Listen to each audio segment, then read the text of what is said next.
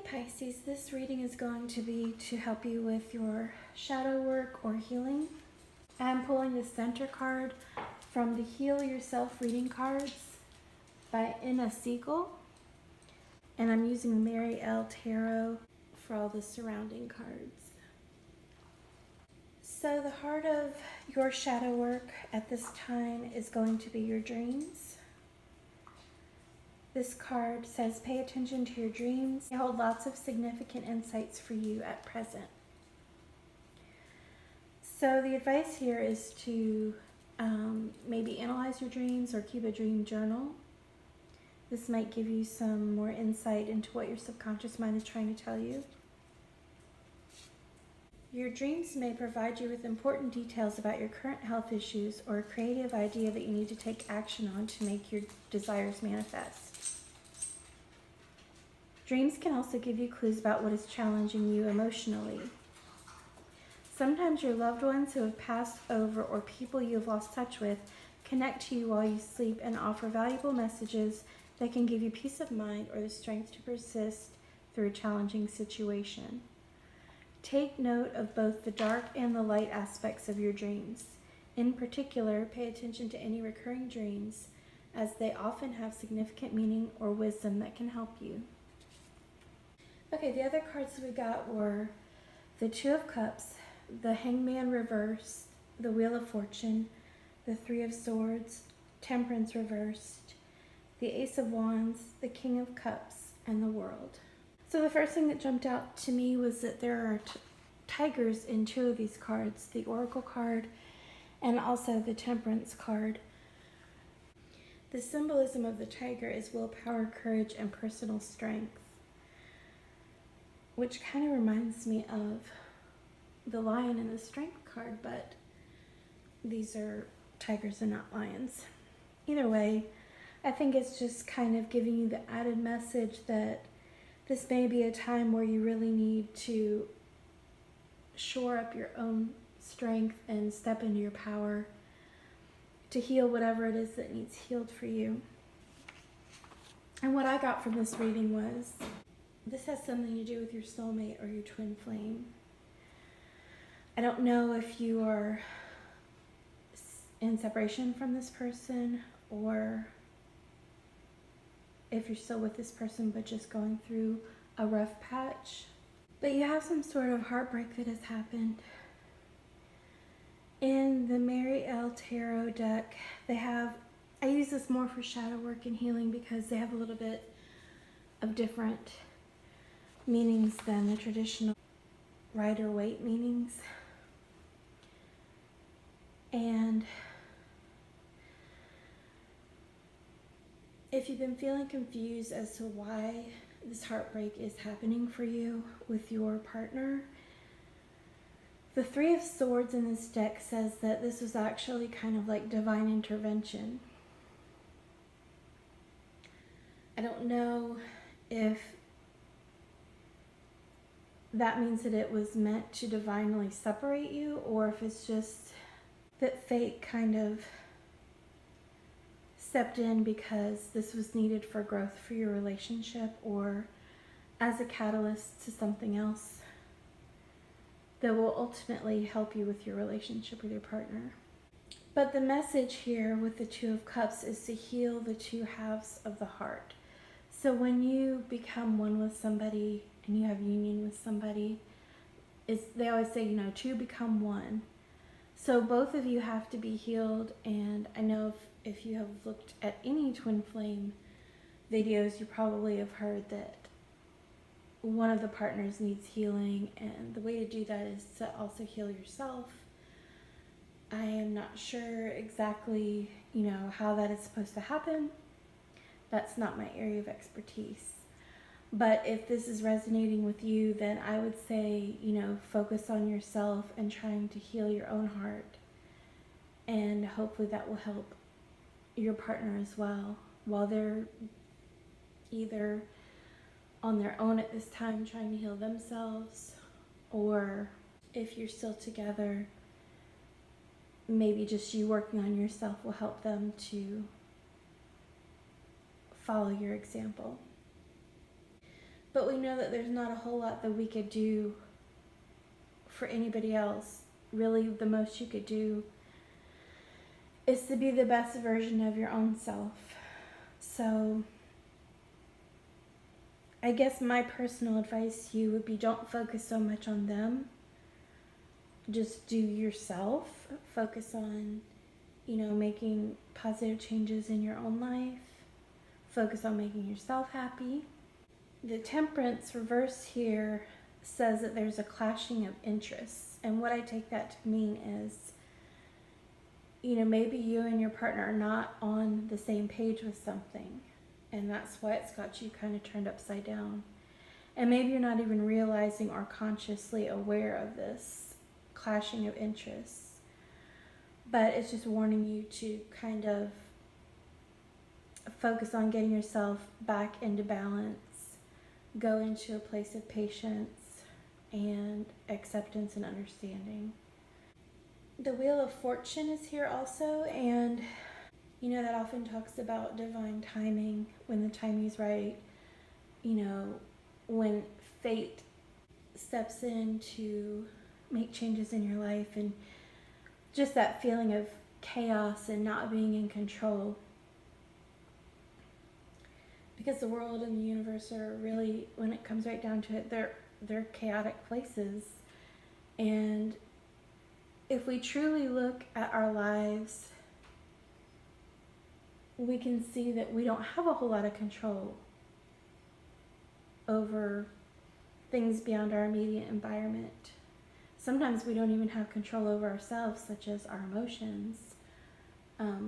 If you've been feeling depressed because of this heartbreak that you've been going through, you probably have seen that it's really hard to fight against that.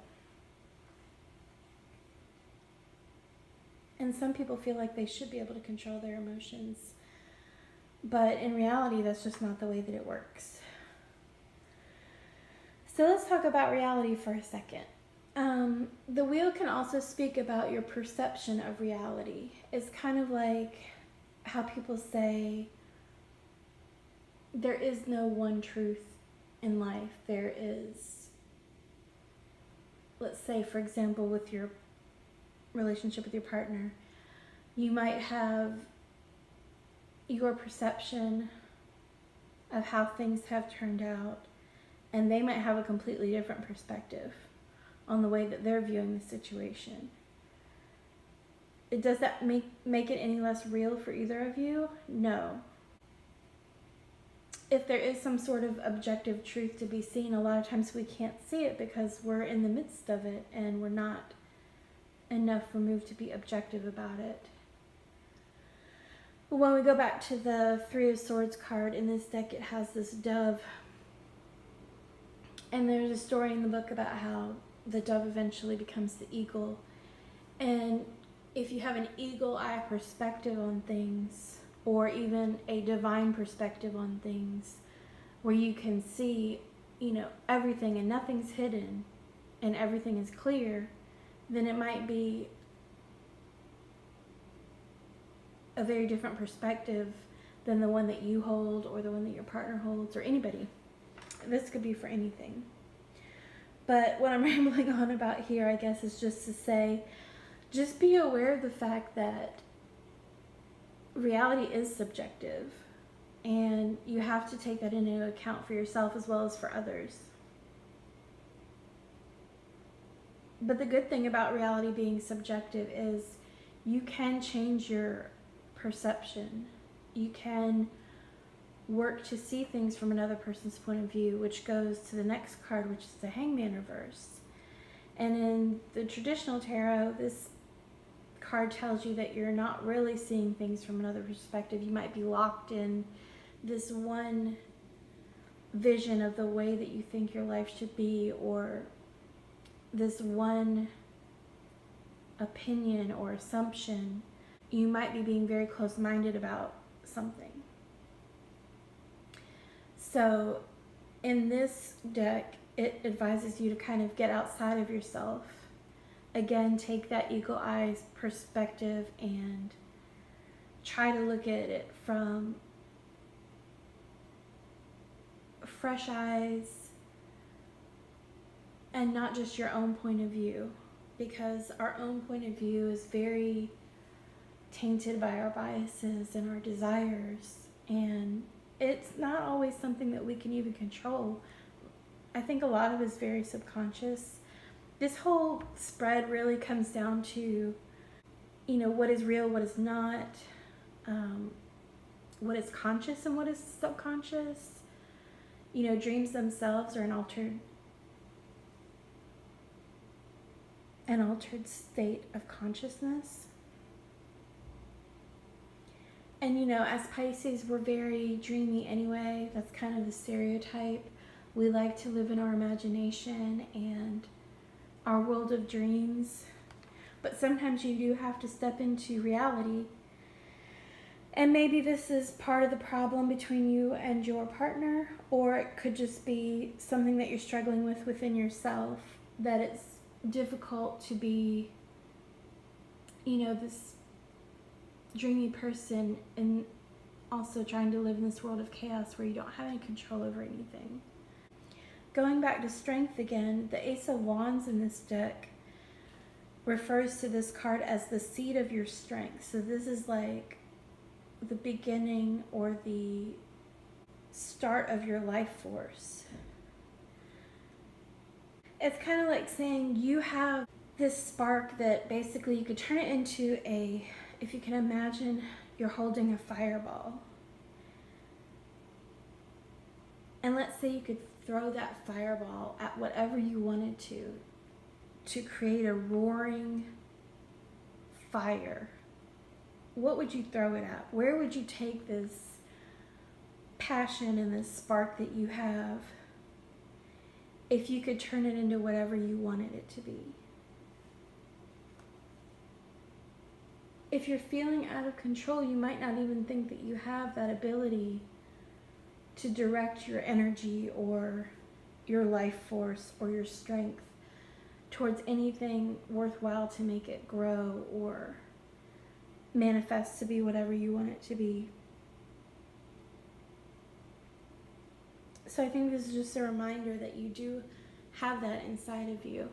So the next card is the King of Cups, and in this book it talks about how the King of Cups is represented by Poseidon, and he's the ruler of sleep, altered states of consciousness, the subconscious mind. So the message here is to heal yourself, you need to master your subconscious mind. Emotions and dreams are hard to analyze, but they are valuable and they have meaning.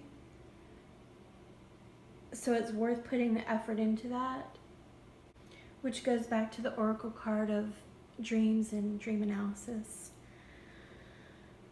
There are a lot of ways to master your subconscious mind. There's affirmations, there's hypnotherapy, there's just exploring your subconscious mind and trying to identify what's really going on under the surface with yourself.